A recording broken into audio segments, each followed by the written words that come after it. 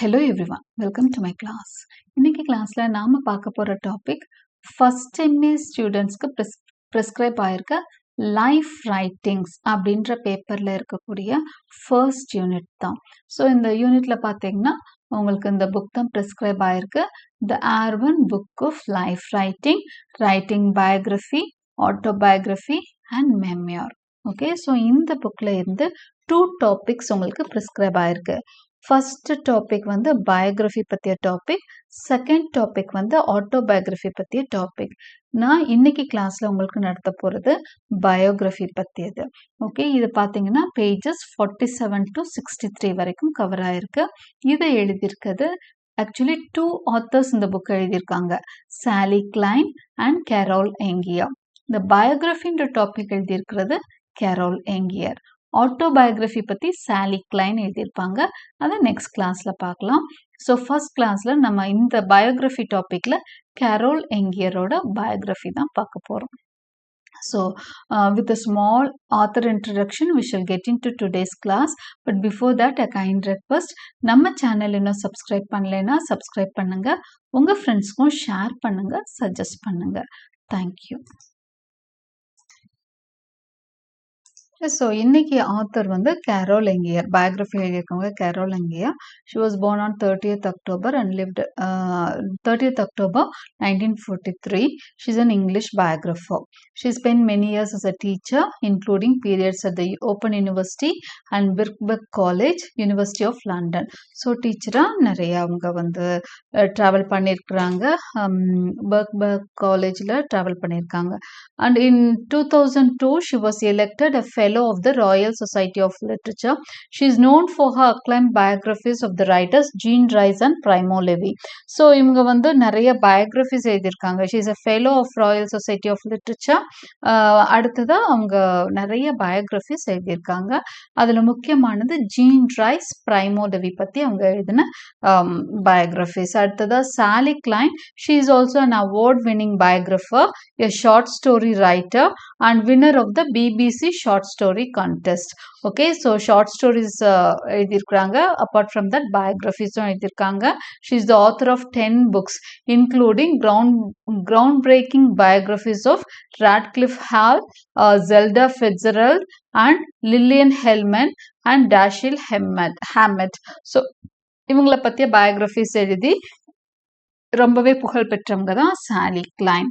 Now let us get into the a small introduction on the book and then we shall get into the summary of the text. Okay, this is a practical handbook for writers and it includes the best resources and techniques from the world famous Arvin writing course. Actually இந்த புக்கோட name பார்த்தீங்கன்னா தெரியும், the Arvin book of life writing தான் இருக்கும். Arvin book அப்படிங்கிறது இல்லைன்னா Arvin அப்படிங்கிறது a course for writing. Okay, writing அதாவது கிரியேட்டிவ் ரைட்டிங்கான ஒரு கோர்ஸ் தான் இவங்க நடத்துகிறாங்க ஆர்வன் அப்படிங்கிறவங்க. So this is a practical handbook for writers. So creative ரைட்டர்ஸ்க்கு, இந்த மெமோஸ் எழுதுறவங்க, பயோகிராஃபிஸ் எழுதுறவங்க, ஆட்டோபயோகிராஃபிஸ் எழுதுறவங்களுக்குலாம் நிறைய டவுட்ஸ் இருக்கும் இல்லையா, எப்படி எழுதுறதுன்னு. அந்த பிரச்சனைகள்லாம் தீர்க்கிற மாதிரி தான் இந்த புக் அமைஞ்சிருக்கு. It includes the best resources and techniques from the world famous Arvan writing course. Arvan writing கோர்ஸில் இருந்து நிறைய ஆன்சர்ஸ் வந்து இந்த மாதிரி ரைட்டர்ஸ்க்கு கொடுத்துருக்குறாங்க இந்த 2 ஆத்தர்ஸும். It answers the key questions writers have when tackling a biography or memoir. அப்போ ரைட்டர்ஸ் வந்து பயோகிராஃபி எழுதுறப்பையோ இல்லைன்னா மெமோர் எழுதுறப்பையோ அவங்களுக்கு நிறைய கொஷின்ஸ் வரும், கீ கொஷின்ஸ் இருக்கும்ல, முக்கியமான ஒரு சில கேள்விகள். இது எப்படி கொடுக்க முடியும், பயோகிராஃபிஸ் எழுதுறப்ப நிறைய சந்தேகங்கள் வரலாம். ஸோ அதுக்கான ஆன்சரா இந்த புக் வந்து ரொம்பவே ஹெல்ப்ஃபுல்லாக இருக்கும் அந்த பயோகிராஃபி எழுதுறவங்களுக்கும் மெமோர் எழுதுறவங்களுக்கும். It deals with the methods of research, authorisation, interpretation and a variety of ethical issues. So இது எல்லாமே அந்த புக் வந்து கொடுக்குது. ஓகே, என்ன மாதிரி மெத்தட்ஸ் ஆஃப் ரிசர்ச் அவங்க பண்ணலாம், பயோகிராஃபிஸில் எப்படி ஆத்தரைஸ் பண்ண முடியும், எப்படி இன்டர்பிரட் பண்ண முடியும், நிறைய எத்திக்கல் இஷ்யூஸ் எல்லாமே அவங்க டீல் பண்ணியிருக்காங்க. So now let us get in to the summary of the book. Book வந்து இப்படிதான் பிகினிங்ஸ், அதாவது பயோகிராஃபியை பற்றிய ஃபுல் டீட்டெயில் தான் இந்த இந்த டாப்பிக்கில் நீங்கள் படிக்க போகிறீங்க. பயோகிராஃபிஸ் எப்போ ஆரம்பிச்சது, அது ஹவு இட் டெவலப்ட், இன்னைக்கு அது எந்த மாதிரி ஒரு சுச்சுவேஷனில் பயோகிராஃபிஸ் இருக்குது, இப்போ அதோட பொசிஷன் என்ன, இது இந்த ஸ்டெப் பை ஸ்டெப் ப்ராசஸ் எல்லாமே பயோகிராஃபிஸ் பற்றி தான் இந்த பேஜஸில் அவங்க வந்து சொல்லியிருக்கிறாங்க. ஓகே, பயோகிராஃபின்ற டாப்பிக்கில் கேரோல் ஆங்கியர் டிஸ்கஸ் பண்ணியிருக்கிறது. It is about biography. The oldest biographical stories are the founding myths of societies and religions. Example stories of Buddha, Jesus, etc. So அவங்க என்ன சொல்கிறாங்கன்னா, பயோகிராஃபிஸுங்கிறது இன்னைக்கு நேற்று இல்லை, ரொம்ப பழைய காலத்துலேருந்தே இருக்குது. அப்போ ஓல்டஸ்ட் பயோகிராஃபிஸ்னால் எது தெரியுமா? மித்ஸ். ஓகே, நம்ம கதைகள் சொல்கிறோம் இல்லையா, பழைய கதைகள்லாம் வந்து இந்த ஸ்கிரிப்ட் இல்லாததுக்கு முதல் அந்த கதைகள்லாம் எப்படி இருக்கும், ஓரலாக ட்ரான்ஸ்ஃபர் ஆகிட்டே வந்திருக்கும். அப்படி தான் நம்ம இந்தியன் இதுல எல்லாம் பார்த்தீங்கன்னா ராமாயணா மகாபாரதாலாம் சொல்லுவோம். அது மாதிரி அவங்களுக்கு என்ன இருக்கும், வேற வெல் நோன் ஸ்டோரிஸ் அப்படின்னு சொன்னால் the stories of Buddha, stories of Jesus, இது எல்லாத்தையும் அவங்க என்ன சொல்றாங்க, ஓல்டஸ்ட் பயோகிராஃபிக்கல் ஸ்டோரிஸ்னு சொல்றாங்க. மித்ஸ் எல்லாமே அந்த வகையை சேர்ந்ததுன்னு சொல்றாங்க. Later in classical western world, Theophrastus wrote an important set of portraits called characters, biographies of Socrates and Aristotle. So கிரீக்ல பார்த்தீங்க அப்படின்னு சொன்னா, கிரீஸ்ல வந்து தியோஃப்ராஸ்டஸ் அப்படிங்கிற ஒரு ஆத்தர் வந்து ஒரு புக்கை எழுதுறாரு, நேம்டு கேரக்டர்ஸ். இது ஒரு biography. It is a biography on Socrates and Aristotle. இது ஒரு பிகினிங்ல வந்த, ஆரம்ப காலத்துல வந்த ஒரு பயோகிராஃபியா நம்ம பார்க்குறோம். So look at the names of the authors and works. Authors நேமும் ஒர்க்ஸையும் கவனமா பார்த்துட்டே வாங்க. ஸோ கிரீஸ்ல வந்து தியோஃப்ராஸ்டஸ் கேரக்டர்ஸ்னு புக் எழுதுறாரு. It is about Socrates and Aristotle. அடுத்தது Roman historian Tacitus. Tacitus he wrote a biography of his father-in-law Agricola. அப்புறம் ஒரு ஹிஸ்டோரியன், ரோமன் ஹிஸ்டோரியன், அவர் பேர் பாருங்க டாசிட்டஸ். அவர் அவங்க மாமனார் பற்றி, ஃபாதர்-இன்-லா பற்றி ஒரு பயோகிராஃபி ட்ரை பண்ணியிருக்காரு, அக்ரிகோலா அப்படின்னு சொல்லிட்டு. அடுத்து அவரோட பீரியட்லேயே வாழ்ந்த ஒருத்தர், contemporary writer Suetonius. He wrote the lives of the Caesars. Okay, Suetonius lives of the Caesars எழுதியிருக்காரு. ஸோ இதுக்கப்புறம் ரொம்ப முக்கியமான ஒர்க் அப்படின்னு இந்த மாதிரி ஒரு சில ஒர்க் மித்ஸ் பார்த்தோம். அதுக்கப்புறம் ஒரு சில முக்கியமான கிளாசிக்கல் ஒர்க்ஸ் பார்த்தோம். இப்போ ப்ளூட்டார்க்கு தான் ரொம்ப ரொம்ப முக்கியமான ஒரு பயோகிராஃபர். முக்கியமான பயோகிராஃபர்னா ப்ளூட்டார்க் தான். The most important early biographer was Plutarch. He lived from 46 to 120 AD. 46 AD to 120 AD. அதாவது அவர் வாழ்ந்திருக்கிறது எப்போ அப்படின்னு சொன்னா, ஃபர்ஸ்ட் செஞ்சுரி செகண்ட் செஞ்சுரியில வாழ்ந்திருக்காரு. So Plutarch was the first to divide biography clearly from history. இப்போ biography is different from history. ஹிஸ்ட்ரினா ஏதாவது ஒரு முக்கியமான விஷயத்த மட்டும்தான் என்ன பண்ணும், ரெக்கார்ட் பண்ணும். ஆனால் பயோகிராஃபியில் ஒருத்தரோட லைஃப்ல நடந்த எல்லா விஷயங்களுமே ரெக்கார்ட் பண்ணப்படும். ஸோ அவரோட lives of the most noble Greeks and Romans, இதுதான் அவரோட ப்ளூட்டார்க்கோட முக்கியமான ஒர்க். ஏன் ப்ளூட்டார்க்க முக்கியம் சொல்றோம்னா, ஷேக்ஸ்பியர் அவரோட நிறைய ஒர்க் வந்து ப்ளூட்டார்க்க பேஸ் பண்ணி தான் எழுதியிருப்பார். Okay, his lives of the most noble Greeks and Romans அப்படின்னு சொல்லிட்டு ஒரு ஒர்க் எழுதியிருக்காரு. It was translated into English in 1579. So இந்த ஒர்க் பார்த்தீங்கன்னா செகண்ட் செஞ்சுரியிலே எழுதப்பட்டது, but it was translated into English in the 16th century. இதை பேஸ் பண்ணி தான் all Shakespeare's Roman plays were based on Plutarch's lives. Okay,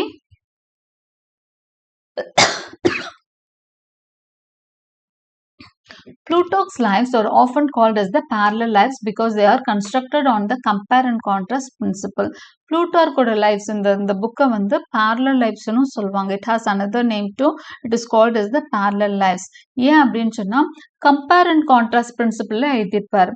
compare பண்ணுறது, ஒப்பீடு செய்கிறது, வேறுபடுத்தி காமிக்கிறது, இதெல்லாம் பண்ணுறதுனால இதை parallel lives அப்படின்னும் இந்த புக்குக்கு இன்னொரு நேம் உண்டு. Plutarch is also called as the father of biographical lineage. Okay, so biographyயோட ஃபாதராகவும் Plutarch பார்க்குறோம். His civic and didactic conception is one from which modern biography has been a long process of breaking away.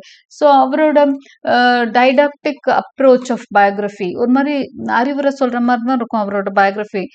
இப்படி இருந்தால் இப்படி ஆயிரும், கெட்டவன் இப்படி விழுந்து போகிறான், அந்த மாதிரி ஒரு டைடாக்டிக்காக தான் இருக்கும். நல்லவன் வந்து நல்லா இருக்கிறான்ற மாதிரி. His biographies are some way didactic. இன்னைக்கு இருக்கிறது வந்து பயோகிராஃபி ரொம்பவே வித்தியாசமா இருக்கு. அப்படியே லைஃபை என்ன பண்ணிடுவாங்க சொல்லிடுவாங்க. அது எப்படி இருந்தாலும் his writing is vivid and spiced with anecdotes. He kept neither modern nor tender love stories out of his lives. He did not eulogize the heroes. So அவரும் வந்து ரொம்பவே உண்மையா நடந்துட்டாரு. அவரோட ஒர்க்ஸ்க்கு ரொம்ப மர்டரா இருக்கட்டும், டெண்டர் லவ் ஸ்டோரிஸ் எதையுமே மறைக்கல. ரொம்பவே அழகா அவரோட லைஃப்ஸ்ல கொடுத்துருப்பாரு. அதே மாதிரி he did not eulogise the heroes. ரொம்ப ஃபிளாட்டர்லாம் பண்ணல. ஒரு ஹீரோ பத்தி எழுதுறதுக்காக அவனை ரொம்ப புகழ்ந்து பெரிய ஆளாலாம் அவர் காமிக்கல. அவரோட ஒர்க்ஸ்ல எது உண்மையோ அதை மட்டும்தான் எழுதியிருந்தார். அடுத்ததான் மிடில் ஏஜஸ். ஸோ இதெல்லாம் பிகினிங் பீரியட் நம்ம பார்த்தோம். ஒரு ஆரம்ப காலத்துல மித் வந்ததுன்னு பார்த்தோம். அதுக்கப்புறம் ஒரு கிரீக்க சேர்ந்த ஒரு ரைட்டர் பார்த்தோம், ரோமன் ரைட்டர் பார்த்தோம், அடுத்து ப்ளூட்டார்க் பார்த்தோம். Now we have come to Middle Ages. Middle Agesல பார்த்தீங்கன்னா with the fall of Roman Empire comes the end of the first golden age of biography. Roman empire வீழ்ந்ததுக்கு அப்புறமே அந்த பயோகிராஃபி எழுதுற அந்த பழக்கம் நின்றுச்சு. கிட்டத்தட்ட dark ages cover the 5th through to the 15th centuries. கிட்டத்தட்ட 10 centuries பயோகிராஃபிஸ் எழுதப்படலை. 5th centuryலேருந்து 15th century வரைக்கும் there were some fictionalized biographies such as Beowulf in the 8th century and the Norse Eddas composed between the 8th and 13th. So fictionalized ஒரு சில biographies வருது. Beowulf நீங்க கேள்விப்பட்டிருப்பீங்க. அது ஒரு fictionalized ஸ்டோரி தான். அது கொஞ்சம் உண்மையை கலந்து நிறைய ஃபிக்ஷன் கலந்த விஷயமா இருக்கும். ஃபேக்ட் வித் ஃபிக்ஷனாக தான் இருக்கும். Beowulf, Norse Eddas அதெல்லாம். அடுத்தது ஹேகியோகிராஃபின்னு ஒரு டைப் ஆஃப் பயோகிராஃபி வருது. இது என்ன அப்படின்னா the main literary genre is general during this period was hagiography, the lives of saints. செயின்ஸோட வாழ்க்கை இருக்கு இல்லையா, புனிதர்கள்னு சொல்லுவாங்க இல்லையா, அவங்களோட லைஃப்ஸை பற்றி எழுதினாதான் அதை ஹேகியோகிராஃபின்னு சொல்லுவாங்க. ஹேகியோகிராஃபினா லைஃப்ஸ் ஆஃப் செயின்ஸ் பற்றி எழுதுறது. ஸோ இது நேச்சுரலாக எப்படி இருக்குன்னா கொஞ்சம் எக்ஸாகரேட்டடாக தான் இருக்கும். மோஸ்ட் இன்ட்ரெஸ்டிங் ஆஃப் ஆல் நிறைய புக்ஸ் நேம் கொடுத்துருந்தாங்க. நான் முக்கியமான புக் நேம் மட்டும் இங்கே கொடுத்துருக்கேன். Aelfric's Lives of the Saints from the 10th century. இந்த புக்கை தான் முக்கியமான புக்கா சொல்றாங்க. Aelfric's Lives of the Saints from the 10th century. These were written for the first time in the vernacular rather than Latin. Many of them were about quite ordinary people and all of them were dramatic as well as constructed stories. Vernacular language அப்படின்னு சொன்னா நம்மளுக்கு புரிகிற language, நம்ம எந்த லாங்குவேஜில் பேசுகிறோமோ அந்த language. பொதுவாக லாட்டினில் எழுதுறது தான் வந்து ஃபேஷனாக இருந்தது. ஆனால் அது இல்லாமல் எல்லாருக்கும் புரிகிற லாங்குவேஜில் தான், அதாவது தெரிஞ்ச இங்கிலீஷ் மாதிரி லாங்குவேஜில் தான் எயில்ஃப்ரிக்ஸோட லைஃப்ஸ் ஆஃப் த செயின்ஸ் வந்தது. Okay,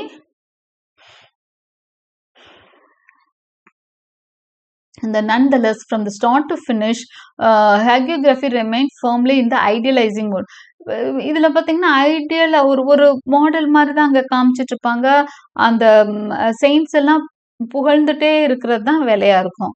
From about the 9th to the 12th century is also the period of chronicles and annals, that is, accounts of secular rulers instead of saints, the most famous of which are the Anglo-Saxon chronicles initiated by King Alfred in the 9th century.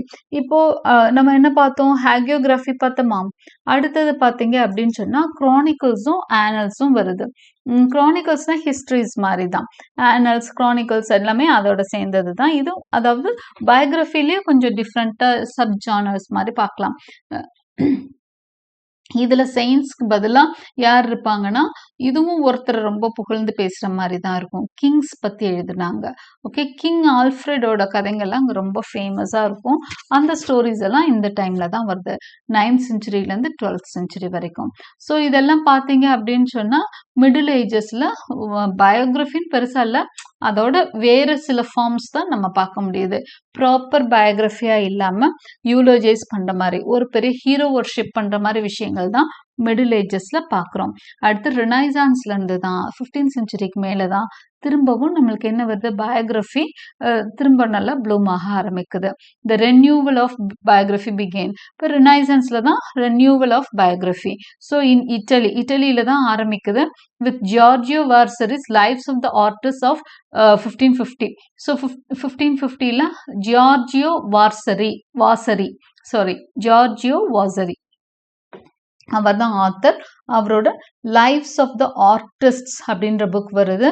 These are 160 short biographies from sketches to full length portraits culminating in Vasari hero Michelangelo who gets 120 pages.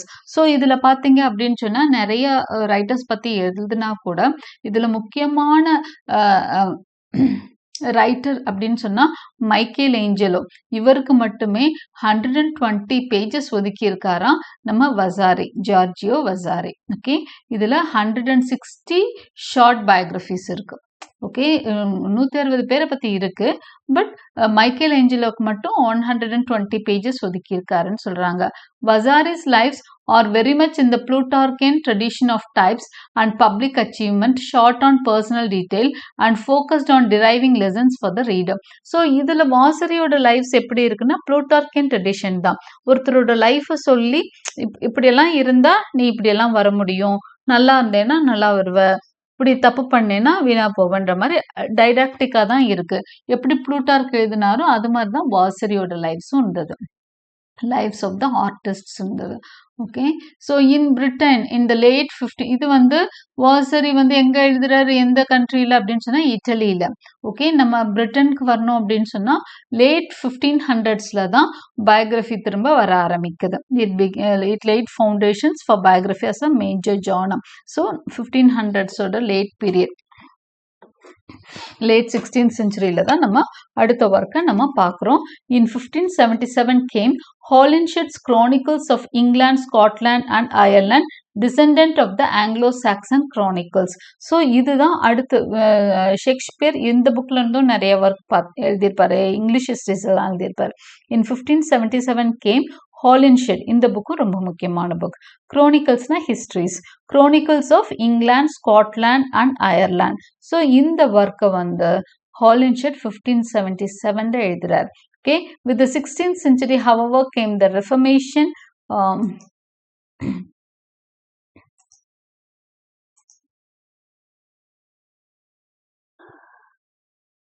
Yes, excuse me.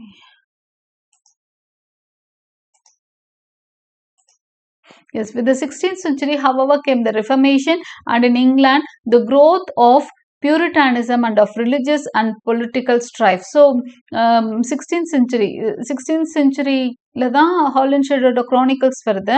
அடுத்த 16th centuryக்கு அப்புறம் என்ன ஆயிடுது அப்படின்னு சொன்னா பியூரிட்டானிசம் இங்கிலாந்துல வந்துடுது. இதனால என்ன ஆயிடுது, நிக்கோல்சன் ஒருத்தர் பயோகிராஃபிஸ் பத்தி ஆராய்ச்சி பண்றவர் என்ன சொல்றாருன்னா, ஹி அட்ரிபியூட்ஸ் ஒரு மாதிரி பிகாம் ஆயிடுது. எந்த ஒரு அடுத்த நிலைக்குமே it did not progress. Okay, biography did not progress after this period. இந்த பீரியட்ல ரொம்பவே ஸ்டாக்னண்டா இருக்கு பயோகிராஃபிஸ். இதுக்கு காரணம் நிக்கோல்சன்கிறவர் என்ன சொல்றாருன்னா, because partly to the recent arrival of Plutarch and Theophrastus with their powerful didactic model, but even more to Puritanism and the Civil War. ரெண்டு reason அவர் சொல்றாரு. இந்த டைடாக்டிக் மோட் ஆஃப் ப்ளூட்டார்க்கு தியோஃப்ராஸ்டஸோட ஒர்க் எல்லாம் டிரான்ஸ்லேஷன்ல வருது. அதை படிச்சுட்டு இப்படிதான் பயோகிராஃபி எழுதணுமோன்னு ஒரு குழப்பத்துல இருக்காங்க. இன்னொரு விஷயம் வந்து, இன்னொரு ரீசன் எதுன்னா பியூரிட்டானிசம். ஏன்னா பியூரிட்டானிசம், சிவில் வார் போன்ற பிரச்சனைகள்லாம் எங்க நடந்துட்டு இருக்கு, அந்த பீரியட்ல இங்கிலாந்துல நடந்துட்டு இருக்கு. அதுவும் ஒரு முக்கியமான ரீசனா இருக்கு. ஏன்னா பியூரிட்டன்ஸ் எப்பவுமே என்ன பண்ண மாட்டாங்க, இந்த எந்த விதமான என்டர்டைன்மெண்ட்டையும் அவங்க they don't accept it. Okay, so அதனாலையும் வந்து பயோகிராஃபிஸோட ஒரு பிகாமிங் நடக்குது.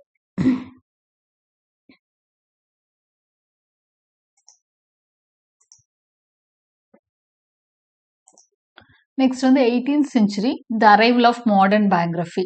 Arrival of modern biography in 18th century சொல்றாங்க. The only major biographical achievement of the early 18th century is generally agreed to be Roger North's lives of his three eminent brothers, written between 1715 and 1730s and published in the 1740s. So இது வந்து Roger north அப்படின்னு ஒருத்தரோட work தான், lives of his three eminent brothers. இந்த book வந்து ரொம்ப ஃபேமஸா இருந்தது ஏர்லி 18th centuryல. ஸோ இது வெளிவந்தது பப்ளிஷ் ஆனது 1740s ஆனால் எழுதப்பட்டது 1750 to 1730. அடுத்தது modern biography depends upon several conditions a value for all kinds of and classes of people that is democracy. இது மாடர்ன் பயோகிராஃபி ஒரு மாதிரி டெமோக்ராட்டிக்காக இருந்தது. பணக்காரங்களை பற்றி எழுதணும், கிங்ஸ் பற்றி எழுதணும், செயின்ஸ் பற்றி எழுதணும் அப்படின்னு இல்லாமல் காமன் மென் பற்றியும் எழுதலாம் அப்படிங்கிற மாதிரி கேரக்டர் இன்ட்ரெஸ்ட் இன் கேரக்டர் இருந்தால் போதுன்ற மாதிரி வந்தது. Aubrey's brief lives, a milestone in modern biography, was written earlier and was not published until 1813. Aubreyன்னு ஒருத்தவங்களோட brief lives வந்து இதுக்கெல்லாம் ஒரு மாடலாக இருந்தது. ஆனால் இது பப்ளிஷ் ஆனது என்னவோ 1813 ஏர்லியராக எழுதிட்டாங்க, but it was published only in 1813. The great waves of secularizing, empirizing and democratizing ideas have succeeded each other in Europe, and modern biography is ready to appear. Our first sighting comes in 1744 with the publication of Johnson's Life of Savage, the first great literary biography in English. So biography இப்படியே develop ஆகி வந்துட்டே இருக்கா. Renaissance பீரியடுல ஓரளவுக்கு Chronicles எல்லாம் வருது. அதுக்கப்புறம் Puritan பீரியடில் திரும்ப வந்து ஸ்டாக்னட் ஆகுது. பயோகிராஃபியில் பெருசாக எந்த ஒரு டெவலப்மெண்ட்டும் இல்லை.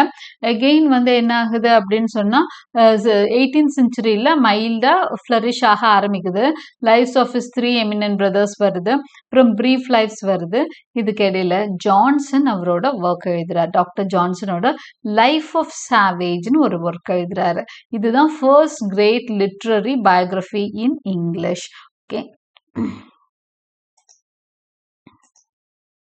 ஸோ சாமுவல் ஜான்சனோட இந்த புக் வந்து பார்த்தீங்க அப்படின்னா it is very famous more than his life. ஏன்னா ஒரு உண்மையான பயோகிராஃபியாக லைஃப் ஆஃப் சாவேஜ் தான் அவர் கொடுத்துருக்காரு.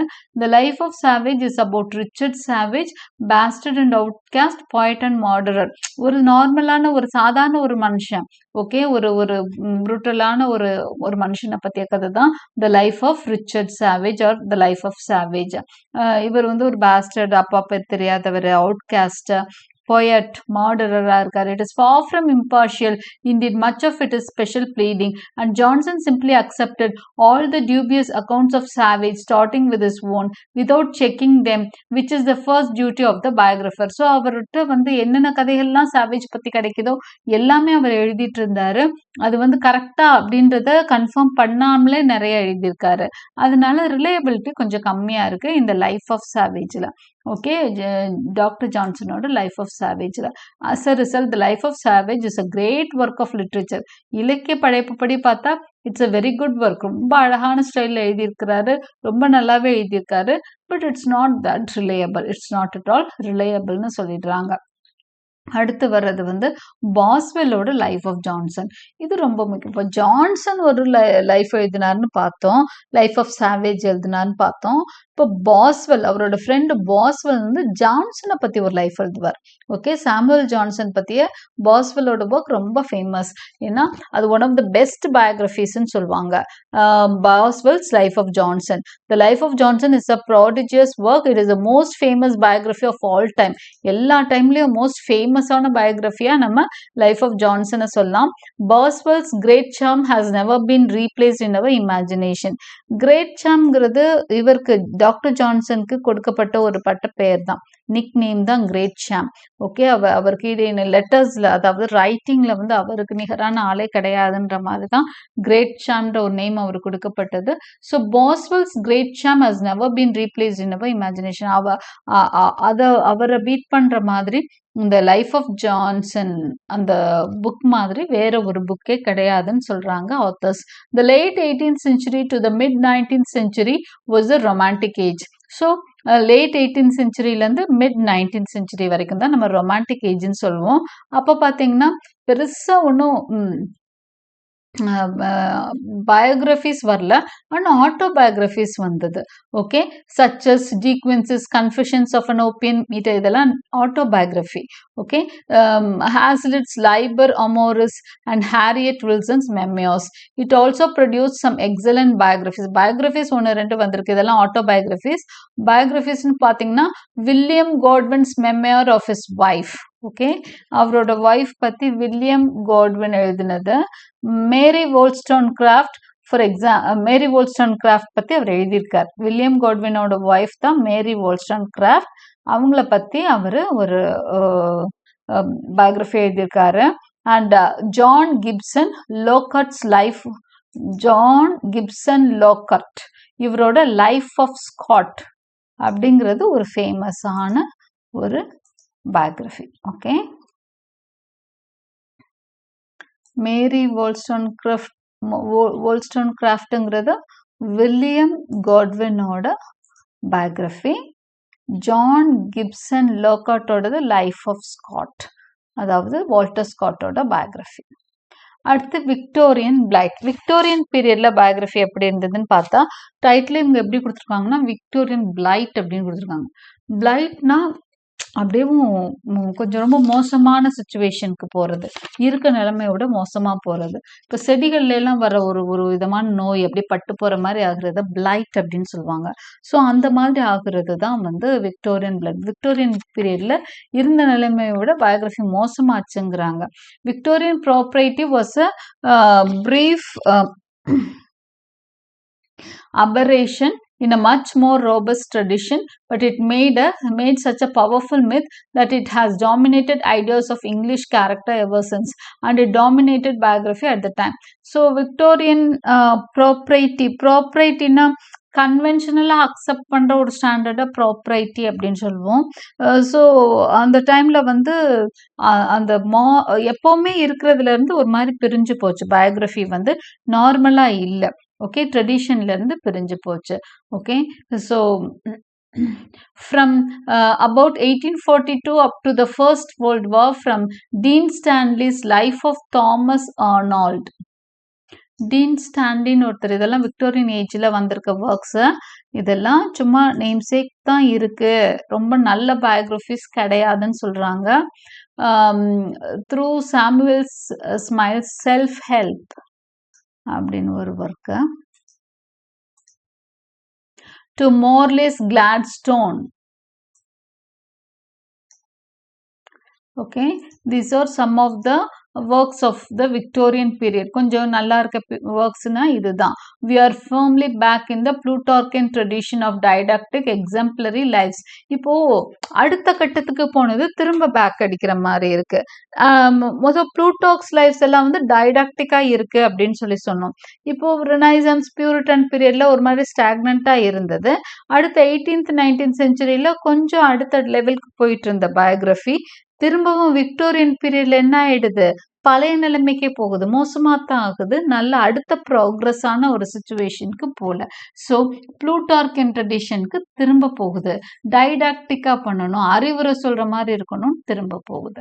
அடுத்ததான் இன் 1907 இங்கிலீஷ் பயோகிராஃபி சேஞ்ச். அப்போது இங்கிலீஷ் பயோகிராஃபி எப்போ வந்து ஒரு நல்ல நிலைமைக்கு வருதுன்னா ஒன்லி இந்த 20th century, இந்த விக்டோரியன் ஏஜ் மாறுறப்ப தான். ஸோ விக்டோரியன் ஏஜ் முடிய போகிறப்போ ஒரு ஒர்க் வருது, எதுனா with Edmund Gosse's father and son ஒரு ஒர்க் வருது. இதுதான் பயோகிராஃபிக்கு ஒரு சேஞ்ச் கொடுக்குது. But father and son has all the hallmarks of modern biography. Modern பயோகிராஃபியோட எல்லா புரிதல்களுமோட ஒரு நல்ல பயோகிராஃபி அப்படிங்கிறது ஃபாதர் அண்ட் சன் தான். The focus on private life இருக்கு, drama and artistry of a novel and an openness to failure and weakness, since the father is wrong about everything and the son is just a child. Okay, so இந்த novel, இந்த biography அப்படின்னு பார்த்தீங்கன்னா private லைஃப்ல ரொம்ப ஃபோக்கஸ்டாக இருக்கு. அதுதானே ஒரு பயோகிராஃபின்னா நல்ல ஃபோக்கஸ்டாக இருக்கணும் அவங்களோட ப்ரைவேட் லைஃப் பற்றி. அடுத்து ட்ராமாட்டிக்காகவும் இருக்கு, ஒரு openness to failure and weakness பார்க்குறோம். அதாவது ஃபெயிலியர்ஸ் பற்றி, வீக்னஸ் பற்றியெல்லாம் தெளிவாக சொல்லியிருக்கிறாங்க இந்த புக்கில். ஓகே, அந்த கேரக்டர்ஸோட ஃபெயிலியர்ஸ், வீக்னஸ் எல்லாம் ப்ராப்பராக ஹேண்டில் பண்ணியிருக்காங்க. அடுத்து 20th centuryக்குள்ளே வந்துட்டோம். After father and son, so இது வந்து ஒரு நல்ல ஹிட்டான ஒரு பயோகிராஃபின்னு சொல்லியாச்சு, ஒரு நல்ல மாடல் பயோகிராஃபியாக இருக்குது. மாடர்ன் பயோகிராஃபிக்கு ஒரு என்ன சொல்கிறது, ஒரு ஆரம்ப நிலையாக இருக்கிறது தான் father and son. It came the turning point of the 20th century in Europe, the first world war, அடுத்து first world war, second world war. இந்த வேர்ல்டு வார் பீரியட்ல எப்பவும் போல கொஞ்சம் திரும்ப ஒரு தொய்வான நிலை தான். There were no much progress in biographies. திரும்ப எப்போ அடுத்து ஒரு புரட்சி வருது பயோகிராஃபினா the time was ripe for revolution after the world war. Okay, world வார்க்கு அப்புறம் தான் வந்து திரும்ப ஒரு பயோகிராஃபியில் ஒரு புரட்சி வருது. And biography got it in the shape of Lytton Strachey's eminent Victorians. எப்போ பயோகிராஃபி திரும்ப ரொம்ப நல்லா படிக்கப்படுது அப்படின்னா லிட்டன் ஸ்ட்ராட்சி அப்படிங்கிற ஆத்தர் ஒரு ஒர்க் எழுதுறாரு. நேம் பார்த்தீங்கன்னா ரொம்ப ஃபேமஸான 20th செஞ்சுரியில் வந்து ஒரு ஃபேமஸான ஒரு பயோகிராஃபி வந்து எமினன்ட் விக்டோரியன்ஸ். இந்த லிட்டன் ஸ்ட்ராச்சியோட எமினன்ட் விக்டோரியன்ஸ் ரொம்ப ஃபேமஸான ஒரு biography. After ஆப்ரே in the 17th century, Johnson and Boswell in the 18th, Strachey is the next great father of modern biography. So modern biographiesல இந்த ஒரு லிஸ்ட் கொடுக்குறாரு இல்லையா. ஸோ யார் பயோகிராஃபிஸ்ல ஆப்ரே, நல்லா மாடர்ன் பயோகிராஃபிஸ்ல ஆப்ரே பத்தி ஃபர்ஸ்ட் பேசுவாங்க. அடுத்து ஜான்சனோட லைஃப் ஆஃப் சாவேஜ் பத்தி பேசுவாங்க. அடுத்து பாஸ்வெல் பத்தி பேசுவாங்க. பாஸ்வெல்லோட லைஃப் ஆஃப் ஜான்சன் பத்தி பேசுவாங்க. அடுத்ததான் ஸ்ட்ராட்சே. இவங்க தான் பெஸ்ட் ரைட்டர்ஸ்னு அப்படியே ஒரு லீனேஜ் மாதிரி வருது. அந்த லைன் அடுத்தடுத்து வருது. He stands especially for 4 key modern features. So ஸ்ட்ராட்சே ஒரு நல்ல ஒரு பயோகிராஃபரா சொல்றாங்க. அவரோட ரைட்டிங்ஸ்ல முக்கியமான 4 பாயிண்ட்ஸ் இருக்குங்கிறாங்க. கேண்டர், ஒரு மாதிரி நல்ல ஒரு ஓப்பன்னஸ் இருக்கிறது தான் கேண்டர். ஹானஸ்டா ஓப்பனா எந்த ஒரு விஷயத்தையும் மூடி மறைக்காம எழுதுறது தான் கேண்டர். ஐரனி அண்ட் சாட்டையர் உங்களுக்கு தெரியும். ஓகே, வஞ்ச புகழ்ச்சியோட ஒரு நையாண்டியோட எழுதுறது தான் ஐரனி அண்ட் சாட்டையர். அடுத்து தேர்ட் பாயிண்ட் பாருங்க, candour first point. 4 key modern features சொன்னோம். First feature candour, second feature irony and satire, third feature borrowing the techniques of fiction and Freudian psychology. So இதெல்லாமே ஃபிக்ஷன், ஃப்ராய்டியன் சைக்காலஜி, சைக்கிக்கா அதை எப்படி deal பண்ணுறதுன்னு பார்க்குறது. Okay, and beauty of language design and literary art. அப்போது அந்த language style ரொம்ப அழகாக ஃபாலோ பண்ணுறது. ஓகே, இது எல்லாமே யாரோட ஒர்க்கில் பார்க்குறோம்? லிட்டன் ஸ்ட்ராச்சியோட ஒர்க்கில் பார்க்குறோம். The only modern feature Strachey doesn't stand for is original research. So அவர்கிட்ட பெரிய குறைன்னு பார்த்தீங்கன்னா ரிசர்ச் இல்லை, ரொம்ப நல்ல ரிசர்ச் பண்ணி அவர் எழுதலையோ அப்படின்ற ஒரு குறை இருக்கு. He always work from published sources. அவர் பர்சனலாக ரிசர்ச் பண்ணாமல் ஆல்ரெடி பப்ளிஷ் ஆன ஒர்க்கில் இருந்து தான் அவரோட மெட்டீரியல் எடுத்துக்கிட்டாரு அப்படிங்கிறது தான் அவரோட குறை. மற்றபடி his biography is very very good அப்படிங்கிறது தான் ஆத்தர் சொல்லியிருக்காங்க. அடுத்து போஸ்ட் வார் பீரியட். வார்க்கு அப்புறம் வந்த பீரியட்ல எந்த ஒர்க்ஸ் நல்லா இருக்கு? Biography became a celebration of the whole human. இப்போ போஸ்ட் வார் பீரியட்ல பயோகிராஃபி பயங்கரமான ஒரு நல்ல லிட்டரரி ஜானரா நல்லா டெவலப் ஆயிடுச்சு. In which the greatest heroes and heroines are not flawless as the Victorians pretended but have overcome their flaws or explored them in their art. அதாவது heroes, அந்த பயோகிராஃபில வர ஹீரோஸோ ஹீரோயின்ஸோ குற்றம் குறை இல்லாதவங்களாம் இல்லை, அவங்க திருத்திக்கிட்டவங்களா தான் அவங்கள நம்ம பார்க்குறோம். That is where English biography has arrived by the 1950s. So அந்த மாதிரி ஒரு நிலைக்கு தான் இங்கிலீஷ் பயோகிராஃபி வந்துருச்சு 1950ஸ்க்கு. ஸ்டெப் பை ஸ்டெப்பாக இம்ப்ரூவ் ஆகி பின்னாடி போய் முன்னாடி போய் ஒரு வழியாக ஒரு நல்ல பாயிண்ட்டுக்கு வந்துருச்சு biography. It was it's next great peak 1967. The most important British biographer of the second half of the century arrived, Michael Holroyd with Lytton Strachey. So Lytton ஸ்ட்ராச்சியை பற்றி நல்லா சொன்னோம். எமினன்ட் விக்டோரியன்ஸ் எழுதினாரு, ஒரு பெரிய ரைட்டர்னு சொன்னோம். அதுக்கு அடுத்த பெரிய பயோகிராஃபர் அப்படின்னு சொன்னால் மைக்கேல் ஹால்ராய்ட். ஓகே, இவரை தான் பெரிய ரைட்டராக சொல்கிறாங்க. Holroyd's biographies are in the Ellman tradition, both artistic and scholarly, both lively and long. So அவரோட ஒர்க்ஸ் பாருங்க, ஆர்டிஸ்டிக்காக இருக்குது, ஸ்காலர்லியாக இருக்குது, லைவ்லியாக இருக்குது, லாங்காக இருக்குன்னு சொல்கிறாங்க. To this tradition he has added sexual candor and his own particular note of ironic humor.